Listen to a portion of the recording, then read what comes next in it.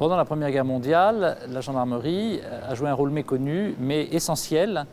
Dès juillet 1914, c'est elle qui prépare la mobilisation et la réquisition. C'est elle qui renseigne le gouvernement sur l'état de l'opinion publique et des ressources. Et c'est ce qui explique le succès de la mobilisation, puisque 3 millions d'hommes ont été rappelés en 15 jours, avec moins d'1% d'insoumis. Au même moment, 4000 gendarmes, à peu près un par brigade, sont envoyés sur le front pour y constituer des unités de police militaire, les prévôtés. Dans le même temps, la gendarmerie départementale poursuit son travail, quoique avec des moyens très affaiblis, et des nouvelles missions liées à l'état de guerre, la censure, la lutte contre l'espionnage, la lutte contre la désertion, le soutien des populations restées à l'intérieur. C'est l'image répressive des prévôtés qui va s'imposer. Répressive du fait de leur mission de lutte contre l'alcoolisme, le pillage aux armées, contre les délineurs.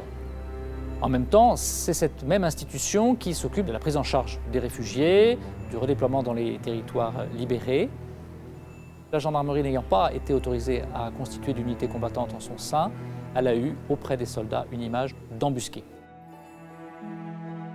Pourtant, des centaines de gendarmes et de gardes républicains en particulier ont été détachés à titre individuel dans des unités combattantes.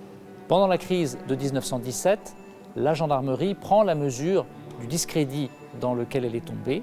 C'est le moment qui voit un officier de gendarmerie, le général Bouchez, qui a commandé une division à Verdun, prendre la tête de la prévôté. Il attribue des renforts de cavaliers, de territoriaux aux prévôtés et organise des sections spécialisées dans le rétablissement de l'ordre.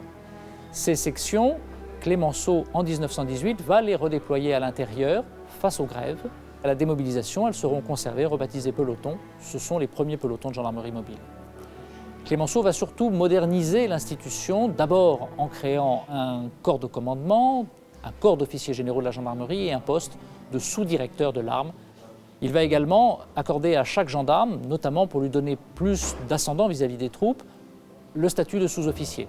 Pour favoriser le recrutement, il va relever le niveau des soldes.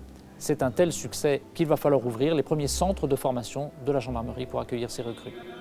Matériellement aussi, on modernise l'institution, des automobiles, des motocyclettes attribuées aux officiers, des téléphones, des machines à écrire distribuées dans les brigades.